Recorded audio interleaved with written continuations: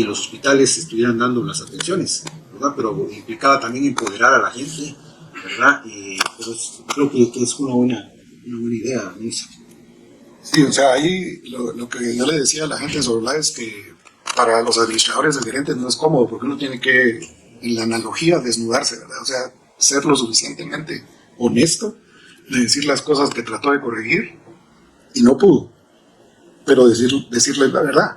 La gente le da la oportunidad, le da el chance de probar nuevamente. Lo segundo que hemos encontrado, yo por ejemplo pedí, y se los vamos a hacer llegar, diputado, un listado de todas las compras menores de 100,000 quetzales. Y el de abajo es más o menos de este grueso. Son millones de millones de millones. O sea, lo que encontramos es que el fraude, las anomalías no es por cuantía, son por las bajas cuantías. Las compras y compra directa. Esos dos mecanismos.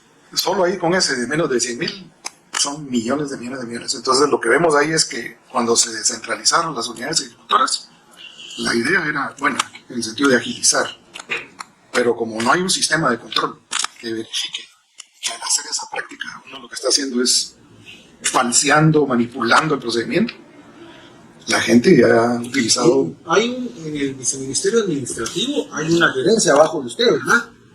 Y luego hay un tema que debería de consolidar toda la información de las adquisiciones. Que por eso cuando se dio el tema de Chimaltenango, Coma y el administrativo no podían alegar desconocimiento. Porque de una u otra manera hay un sistema que termina sistematizando todas las adquisiciones. ¿Así, viceministro?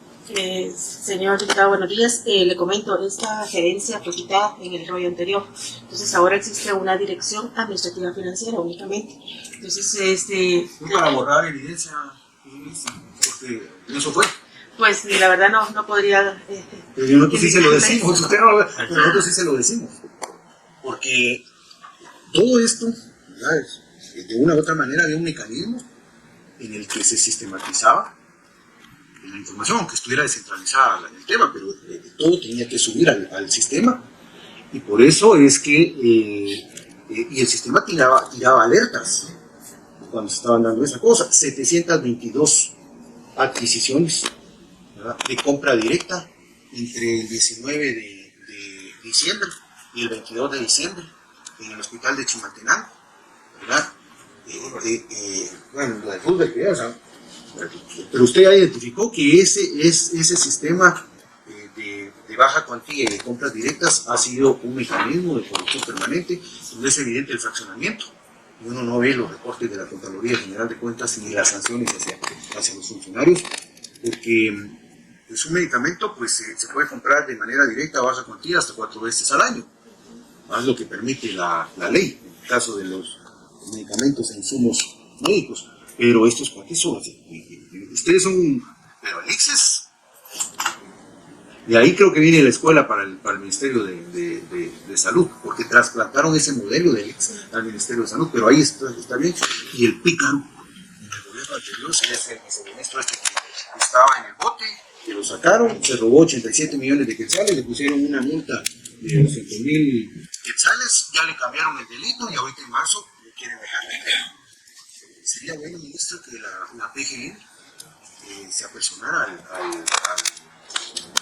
al proceso, ¿verdad? Pídale usted auxilio a la PGN, porque no puede ser que un responsable del desfalco de 87 millones en el hospital de Chimaltenango, y que eso escapa de su jurisdicción. Pero hay que decirle a la PGN que haga su labor, porque fue patrimonio del Estado, y que este señor, ministro, es el que ideó ese sistema. Ya venía, que lo perfeccionó. Este señor tenía una estructura en el Hospital San Juan de Dios, ahí operaba esa estructura para todas las compras en muchos hospitales. Sí. Buenos días, señor ministro, señores viceministros, señora viceministra. Sí, estamos conscientes que ustedes recibieron una red hospitalaria precaria en una calamidad pública, pero el primer nivel de atención está en una calamidad peor todavía. no tenemos un sistema de prevención en salud, todo es curativo, pero los malos negocios que hicieron con la salud del pueblo de Guatemala, eso no tiene nombre, esa gente debería estar encarcelada, este tipo de situaciones no pueden quedar en impunidad. Lo que decía el diputado Blanco, el tema del cambio del ROI, yo esperaría que ustedes rectifiquen eso, si no yo voy a ser el primero que voy a denunciar a esta administración por apañar ese trance que hizo la cuestión. No sé si sepan, pero solo al año la consultoría para generar ese ROI costaron 300,000 quetzales. Casi 1,000,000 se gastaron, le pagaron a la persona que hizo ese mamarracho de documento. Y lo único que hizo finalmente, y ojo, porque el viceministerio de hospitales hoy por hoy lo dejaron como apartadito de todo el resto de la administración pública. Pareciera ser que vamos a tener dos ministros, así entendería yo. Un ministro que le dejan todo el resto de la parte administrativa, pero tendríamos un ministro de facto de alguna forma, si no es una persona idónea y correcta, que es la que va a administrar toda la red hospitalaria, que es donde está el dinero y donde han demostrado que ahí hicieron la mayor cantidad de trances las autoridades anteriores. Eso creo que sí hay que ponerle ojo a ese reglamento orgánico interno, porque han creado un sinfín de situaciones, incluso también con el tema de los controles y regulaciones. Ahí también hay unas cuestiones que hay que profundizar, sobre todo en el tema de direcciones. Pareciera ser que los viceministros en algún momento se van a volver personajes de adorno si no se sabe controlar y manejar este tipo de situaciones a como está diseñado y formulado el ROI hoy por hoy. Yo sí tengo una cuestión que eso ya lo deberían de cambiar. Eso debería ser una de las primeras acciones que deberían de hacer al momento de empezar a tomar el control del ministerio, porque van a generarse problemas en toda la red hospitalaria. Y sobre todo, lo bueno que tienen una buena viceministra de hospitales, pero es un riesgo para el país si llega alguien mañoso como Gerardo Hernández, como Francisco Coma, como Hugo Monroy y todos estos personajes que ya pasaron y desfilaron por el Ministerio de Salud Pública. Tener esa cuestión como está diseñado el rollo ahorita sí es un peligro, sí es un riesgo. Yo los invitaría a que realmente tomen cartas en el asunto. Eso no hay que fortalecerlo, eso hay que cambiarlo, hay que hacer un nuevo diseño de reglamento orgánico interno, porque incluso hasta para el tema de las plazas se volvió un negocio esa cuestión del ROI. Entonces sí dejaron una cuestión, pero solo quería referirme a este punto inicialmente del tema del ROI para que no quede en el aire. Y sí, desde la Subjefatura de Bancaria sí les solicito que ya manden o delineen cuál va a ser las medidas que van a tomar para este tipo de situaciones, porque ahorita, como está actualmente, tenemos 2 ministros. Si me preguntas, tenemos 2 ministros. La viceministra de hospitales muy bien puede operar por sí sola con todo el tema de la red hospitalaria sin necesidad de pedirle permiso o autorización a usted como ministro de salud, y que usted es la máxima autoridad ministerial. Pero como está diseñado el reglamento orgánico interno ahorita, lo desplazan inclusive en este tema de la red hospitalaria del país, y eso es preocupante, sobre todo con la crisis que estamos viviendo actualmente. Sí, ministro, disculpe ahí, pero síganos contando qué le dejaron. No, solo quería retomar el punto del señor diputado. Efectivamente, hemos tomado nota y estamos en la fase final de poder presentar un análisis de por qué es que hay que derogar ese reglamento, que hipertrofió con 29 direcciones el despacho, o sea, es inmanejable. Además de la parte económica que también él mencionó. Entonces vamos a presentar un análisis por el cual hay que derogar eso y hay que emitir uno nuevo. Entonces vamos a seguir la normativa, ¿verdad? Y la parte administrativa del procedimiento, pero también vamos a aprovechar la oportunidad para ordenarlo, porque el ROI no es solo definir una posición, mi posición en una cajita, en un organigrama, que fue un poco la intencionalidad que hubo, sino es la oportunidad de organizar funcionalmente cómo es que debe estar organizado el ministerio. Yo quería solo regresar un poco a la parte que les decía anteriormente, diputado. Esto que está acá es un análisis que se hizo en el mes de octubre con más de 50 defensores de la salud de 5 departamentos, de Huehue, Quiché, Alta Verapaz, Sololá y Zabal. Estuvimos reunidos con ellos 3 días y estas personas lo que nos indicaron es esto que aparece acá a la derecha, son las principales deficiencias que la gente ve desde el primer nivel hasta los hospitales. Entonces, lo primero, falta de personal. El Ministerio de Salud tiene una deficiencia en el recurso humano que, volviendo al punto que usted decía, probablemente es una de las deficiencias más grandes de todos los ministerios. Tenemos un auxiliar de enfermería sobre quien descansa la base del sistema de salud. que tiene un sueldo base de 1.200 quetzales y con bonos y demás llegan a 3.000 quetzales al mes. Y la canasta básica es, no sé, 3.500. Le comento ahí, ministro. Usted lo va a tener que ver. Un problema con el Ministerio de Salud es la dispersión de sindicatos, ¿verdad? Pero también la falta de visión de mediano y largo plazo de los sindicatos. Nosotros quisimos en el 2010 componer esta situación. En el 2010 era una situación muy parecida a la del Magisterio y la del Ministerio de Salud. La gente del Magisterio entendió y la gente del Ministerio de Salud no entendió. Hoy por hoy, la gente del Magisterio escalafonariamente es de los mejores pagados, los servidores públicos, 10 años después de esa reforma que se hizo. Pero la gente del Ministerio de Salud se quedó en una defensa sin sentido, ¿verdad? Del tema de bonitos. Nosotros les propusimos hacer una reforma escalafonaria y generar un escalafón en el Ministerio de Salud, pero eso implicaba varias cosas. Implicaba, si yo me estoy comprometiendo a elevar a una persona que tiene 1.200 quetzales ahorita de salario base y la estoy al menos elevar al salario equiparable al salario mínimo de 3.000 y pico, hay un esfuerzo institucional que se va a redundar para ellos, pero como ellos no ganan 3.200, que es algo que de repente, sino que ganan 3.500 porque con todos los bonos se ajustan eso, no quisieron renunciar a los bonos. Entonces querían que se hiciera el cambio más los bonos, ¿verdad? Entonces no se puede, no dan las finanzas para una cuestión de ese tipo.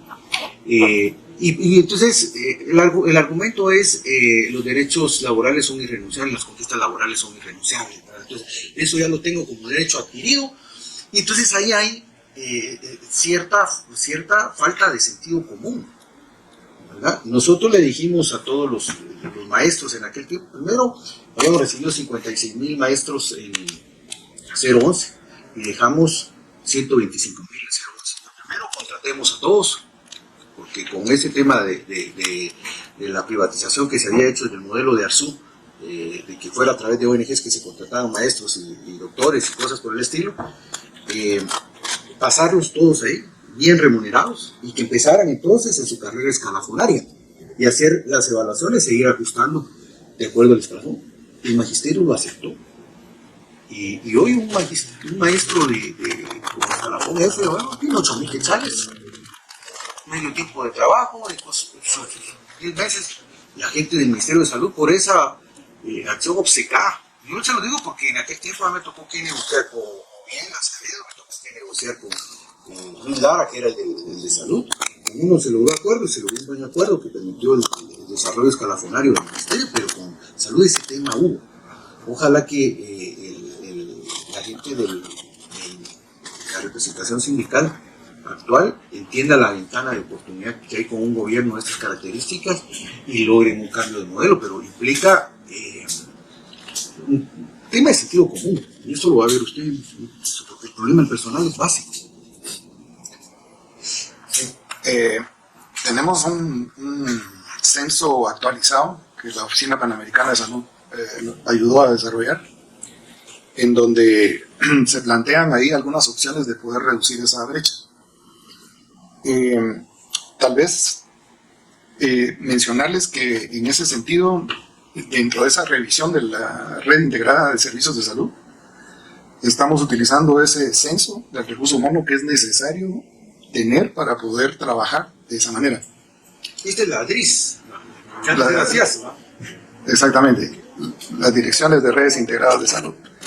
Que solo un paréntesis, haciendo una revisión del ROI, el 90% de las redes se quieren llamar como se llamaban antes, direcciones de áreas de salud. Sí. O sea, el concepto de red integrada no tiene por qué hacerse explícito en el nombre de la división administrativa de la misma. Entonces, vamos a utilizar el censo actualizado del recurso humano, vamos a utilizar el mapeo actualizado de la red integrada, con esta situación que es la segunda que ellos mencionan acá, que es la infraestructura. A los 3 bancos les hemos pedido una revisión del estado de avance que tiene la implementación tenemos una auditoría que creo que va a estar próxima a terminarse en la unidad ejecutora de proyectos especiales en la UEPS, que es donde básicamente fue el cuello de botella para que toda la implementación de los 3 préstamos fuera tan negativa. Malísimo eso.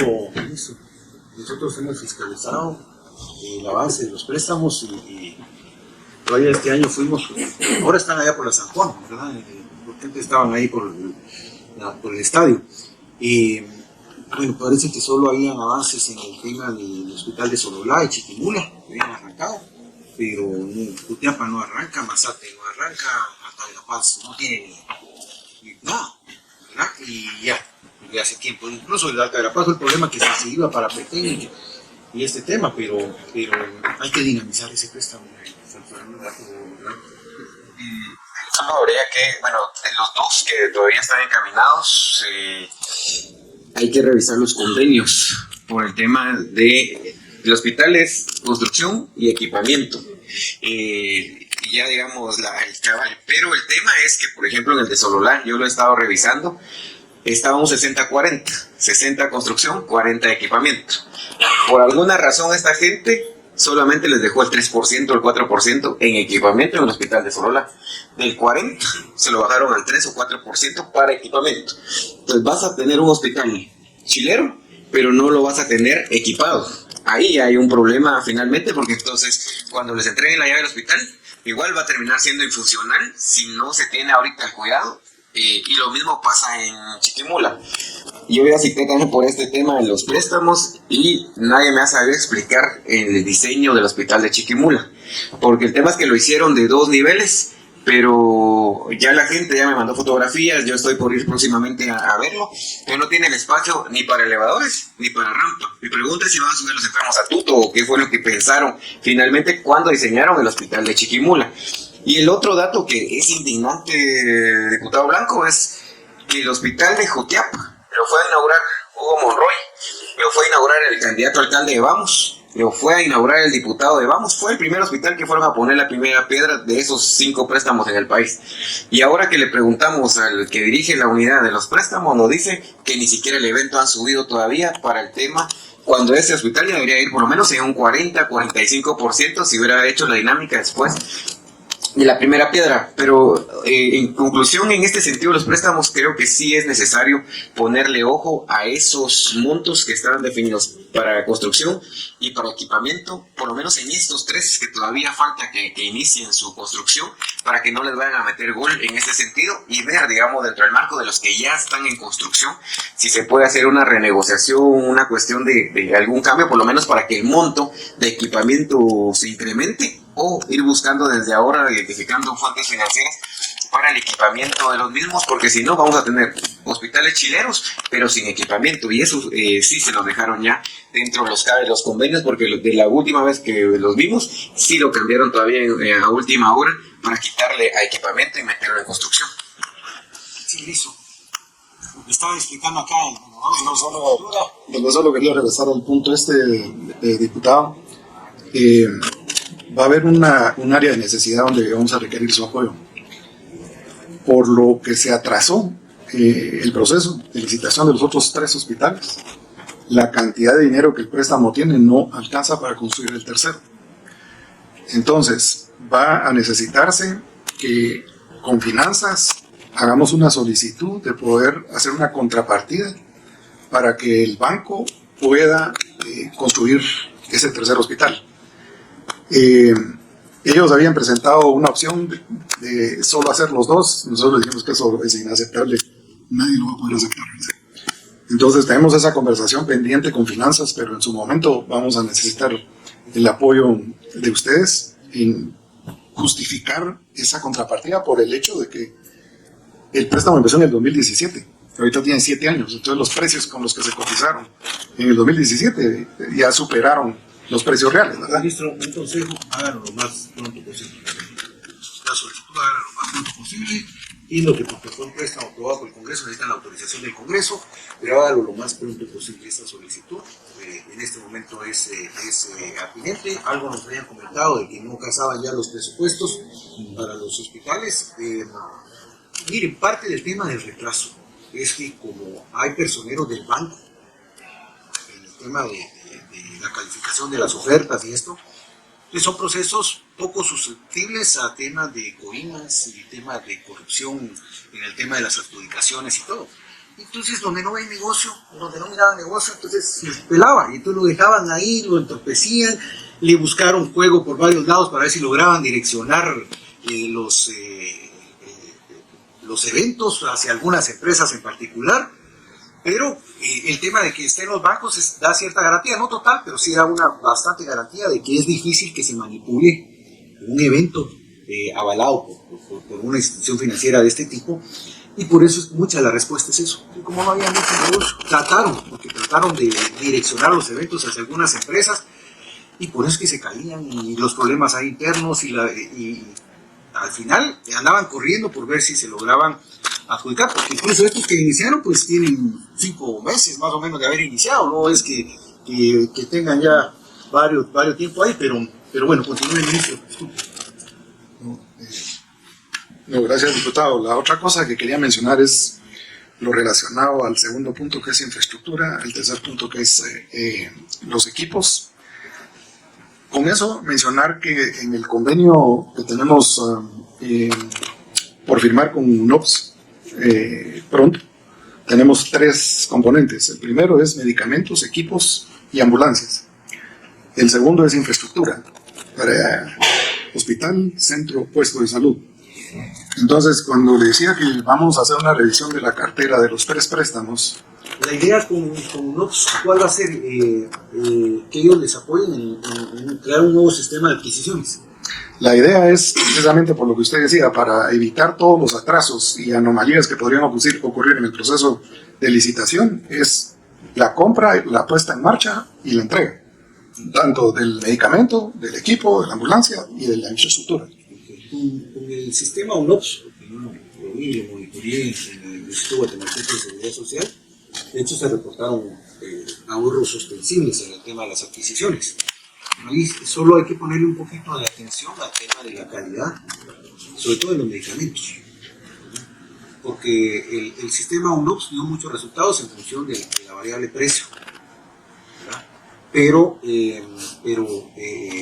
algunos de los aunque tuvieron, y es parte de lo que vamos a hablar del tema de registros sanitarios, de los insumos que se compraban, la efectividad y la calidad de los insumos no era la adecuada, ¿verdad? Entonces sí hay que ponerle mucha atención a esto, ¿verdad? Porque hay que buscar el mejor precio, ¿verdad? Pero el mejor producto también. Y el caso de NOPS, se lo digo porque yo lo monitoreé, conozco los avances en este tema. También le sirvió al IX para lavarse mucho la cara, pero de un pedacito, ¿no? Porque el IX casi 3.000 millones en adquisición de medicamentos, material médico quirúrgico, y lo que licitaba vía UNOPS eran 380 millones. Todo, o sea, 2.700 millones siguieron en el mismo sistema, ¿verdad? Pero UNOPS demostró que con gente proba. Claro, es lamentable que tengamos que recurrir a cooperación internacional, que nos cobra un overhead, pero demuestra que con gente proba al frente de los procesos se logran mejores resultados. Solo ese tema, chequéelo ahí con ellos, que esté claramente garantizado el tema de la calidad, ¿verdad? Para que lo que se quiera tenga la mayor efectividad posible. Pero después creo que es muy buena idea. No, muchas gracias por la recomendación, y yo creo que esto viene relacionado con lo que hablábamos anteriormente de los comités de gestión, para que también esos comités de gestión estén ahí al lado de esos procesos, ¿verdad? El cuarto elemento que manifestaron los comunitarios fue la inexistencia de una atención con pertinencia cultural, ¿verdad? Ellos narraron cómo, después de que habían tomado la decisión de salir de sus comunidades, lo primero que dejaron claro es que ellos ya están resolviendo problemas por sí mismos. Cuando ellos deciden ir al servicio de salud, porque agotaron ya todas las posibilidades de resolver por sí mismos. Llegar y encontrar con que el establecimiento está cerrado. O si está abierto, no hay personal. O si hay personal, el personal no les entiende porque no habla el idioma que ellos hablan, más otras series de variables, ¿verdad? Entonces, en esta revisión de la integración de las redes, un aspecto clave va a ser el tomar en consideración esta barrera. Poder identificar que efectivamente hay recurso humano que puede atender a esa población. La otra cosa es lo que usted ya ha visto seguramente, y es que usted va a las áreas de salud y están saturadas de personal administrativo. Entonces, en la revisión se va a readecuar cuál es el personal mínimo que tiene que haber en la parte administrativa, y el resto del personal tiene que salir a operar. Ahí el desafío son los sindicatos, como usted bien dice, y ahí, diputado, lo que quisiera solicitarle es que pudiéramos hacer visitas conjuntas, con gusto, porque ahí en el terreno es donde de una vez vamos a ver el problema y vamos a dejar identificar la solución con el acompañamiento de la población. Mire, queremos de una vez, si quieren, el miércoles de la próxima semana vamos a Escuintla. Tomamos nota. Y la otra área que le vamos a pedir apoyo es Huehuete, que podamos ir a Huehuetenango. 10 de la mañana ahí en el hospital de Escuintla, ahí nos vemos que cada quien llegue como pueda, pero nos vemos ahí en el hospital de Escuintla a las 10 de la mañana. Entonces, claro, ahorita se van a poner a barrer y a ver qué hacen. Sí, pero aunque barran, no, sí, hay cosas que... Sí. Ahí tal vez es otra área que voy a tocar, y es el área, además de la de baja cuantía, el otro área es alimentos. Solo con que vayamos a ver eso, ahí vamos a ver. Hacia abajo, de todo, ¿verdad? En todos los hospitales. Un consejo, ministro, yo he monitoreado todo este tema. ¿Sabe quién tiene un buen sistema? Todo lo que yo he visto, incluso viendo Instituto Guatemala, la cocina de fútbol. Chequéelo ahí, que es el mejor sistema de cocina que yo he visto, tanto en la seguridad social como en la seguridad pública. Les hace falta algún poquito de apoyo, porque a veces con temas de insumo, pero es lo mejor organizado que hay a nivel de cocina hospitalaria, ¿verdad? Y lo digo porque también hay que reconocer las cosas buenas. Y se he recorrido no sé cuántos hospitales, pero la cocina de Roosevelt, incluso cuando voy a varios hospitales le digo a la gente, mire, hablen con los de Roosevelt que los vengan a capacitar en el modelo de cocina que tienen, porque es bastante efectivo. No hay plazas de nutricionistas, sino de dietistas. Sí. No cubren en los hospitales del país, no se cubren los nutricionistas, sino que son plazas de dietistas nada más las que hay. Sí, no sé cuál es la diferencia en términos reales, ¿verdad? Imagino que hay, no sé si es por grado académico o alguna situación, pero esta cuestión está de No, es bien importante el punto, ¿verdad? Yo lo que diría es que por lo menos garanticemos que hay alimentos, ¿verdad? O sea, cuando uno llega a la cocina y lo único que le han dado es un whisky con una tortilla por una semana, a la gente, la verdad, o sea, no quiero demeritar a uno del otro, pero, o sea, por lo menos garanticemos que hay alimentos y obviamente no desatender la parte técnica y la parte profesional, ¿verdad? El asunto del desabastecimiento de medicinas está relacionado con lo que dije anteriormente. Tenemos en este momento, y esa es otra de las cosas que se ha encontrado, la arbitrariedad con la que se decide comprar medicinas, que son los famosos comités de farmacovigilancia, ¿verdad? Y lo que hemos encontrado, y tenemos datos ahí bien ilustrativos, de compras que se hicieron en un determinado periodo que no correspondía con el análisis histórico de la compra del medicamento anterior. Y entonces cuando va uno a ver cómo fue que se autorizó la compra, resulta que no fue el comité el que la autorizó, sino fue un especialista. Y cuando vamos a ver al especialista, resulta que visitó en un congreso europeo de uno de los medicamentos que se compraron. Entonces, eso está gráficamente identificado, ¿verdad? Es decir, como decía usted, tenemos suficientes datos para tener claridad de que hay compras que no tienen ninguna justificación de hacer. Entonces, ahora tenemos un listado depurado de 80 medicamentos que sí o sí tienen que estar en un hospital, 50 medicamentos que sí o sí tienen que estar en un centro de salud y 15 medicamentos que sí o sí tienen que estar en un puesto de salud. Entonces, tenemos ya la proyección de lo que vamos a tener de desabastecimiento para el mes de marzo. Y ahí, señor diputado, vamos a tener que recurrir, tristemente, a tener que pedir donaciones para poder cubrir la fase de desabastecimiento de emergencia para marzo. Con mucho gusto le podemos hacer llegar el listado de los medicamentos que tenemos para esa fase. El convenio con UNOPS creemos que va a estar listo mediados de marzo para poder arrancar ya con la compra regular que nos va a permitir garantizar abastecimiento para el resto del año. Pero este periodo de febrero, finales de febrero, marzo, vamos a tener que recurrir a esa fase de emergencia. ¿Con quién lo están viendo? ¿Con OMS, OPS? Con todos. En el convenio de UNOPS participa el Fondo de Población, UNICEF. Pero el tema ahorita del abastecimiento en la etapa esta de emergencia. Vamos a requerir a otros cooperantes también y a otras agencias como la Orden Soberana de Malta, la Iglesia Mormona. ¿Tiene ahí el estado de medicamentos? Se lo vamos a hacer llegar al final del día. Y yo creo que eso también tenemos que divulgarlo en conjunto. Yo creo que es importante, como usted decía, lo de las denuncias, lo de no hacer caso omiso, ¿verdad? Si usted va a todos los hospitales, usted va a ver que en muchos pasillos de los hospitales hay material médico quirúrgico o algunos medicamentos. En los pasillos, las cajas están ahí.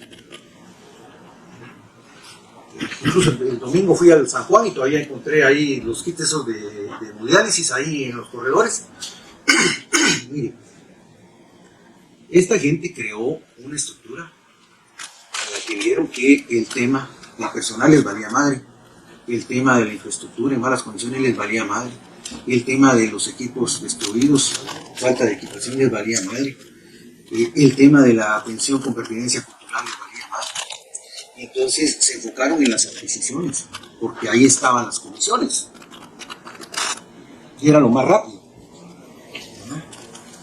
Pero, claro, no eran las adquisiciones las necesarias para el centro hospitalario, sino las que ellos direccionaban. Entonces hay incluso sobreabastecimiento de algunos medicamentos versus desabastecimiento de otros medicamentos.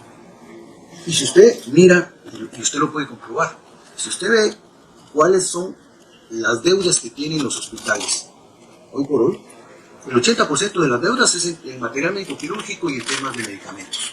Yo no miro que hayan deudas porque construimos más espacio de infraestructura física para los hospitales, no miro que hayan deudas porque equipamos los quirófanos de operaciones, no miro que haya deudas porque retomamos todo el tema de imágenes, radiología para los hospitales, no, todas las deudas, y usted lo puede ver así, viceministra, y mírenlo así, más del 80% de las deudas son en medicamentos porque muchas de esas compras estaban en las coimas. Y usted va a los hospitales y en los corredores encuentra un montón de cajas con medicamentos. Es que cualquiera pasa, se lleva una caja, se lleva lo que sea, porque ni siquiera. Y les pregunto por qué no tenemos poder, y entonces por qué están todas estas cosas acá. Ahí pasa cualquiera, ahí no hay ningún control. El tema era que entrara, cuando entraba. Porque el otro problema es que en muchas ocasiones lo que entraron fueron las facturas y no entraron los medicamentos. Y eso se dio en muchas de las redes hospitalarias. Y el tema, la gran corrupción en el sistema de salud es todo el tema de las adquisiciones. ¿Verdad? Entonces les vale madre a ellos que no haya personal médico, que no hayan salubristas, que no hayan enfermeras. Les vale madre que no haya infraestructura, que no se remocen los establecimientos. Les vale madre, o les valió madre que los quirófanos, que no hubieran equipos en todo el sistema hospitalario, en todo el sistema de salud. Les valía madre que no hubiera protección. Lo que sí querían era sacarle raja a las compras. Y lo que yo le estoy diciendo, véalo ahí, va a ver que más del 80% de las deudas, por ejemplo, lo que tiene San Juan, la que tiene Rubén, son en temas de adquisiciones, ¿verdad? Y son compras de baja cuantía, de compra directa, con un fraccionamiento reiterativo de las compras. Y cuando se hicieron algunos remozamientos fueron pocos y no fueron los suficientes, ¿verdad? Entonces, pero ese tema, póngale atención porque es en el tema, por eso el tema del sistema UNOPS creo que va a ser bastante importante y que las unidades ejecutoras entiendan el sistema. ¿Cómo estaría encajado ese sistema? ¿Abarcaría todas las unidades ejecutivas? O sea, el trabajo se va a hacer en conjunto con ellas, los que operan la compra, eso no, y obviamente la parte de la distribución, el equipamiento y el mantenimiento se hace en conjunto con la unidad ejecutora. Una de las cosas que le pedimos a ellos en el convenio es que haya por lo menos un 10% de recurso disponible para capacitar a la gente de cómo se maneja el sistema y de cómo los equipos... El sistema va a generar resistencia, ministro, ¿verdad? Porque hay una cultura de saqueo, de opacidad, de corrupción ahí, de hormiga, ¿verdad? En las unidades ejecutoras. Entonces hay que ver ese tema, hay que plantear elementos éticos en el ejercicio del servicio público.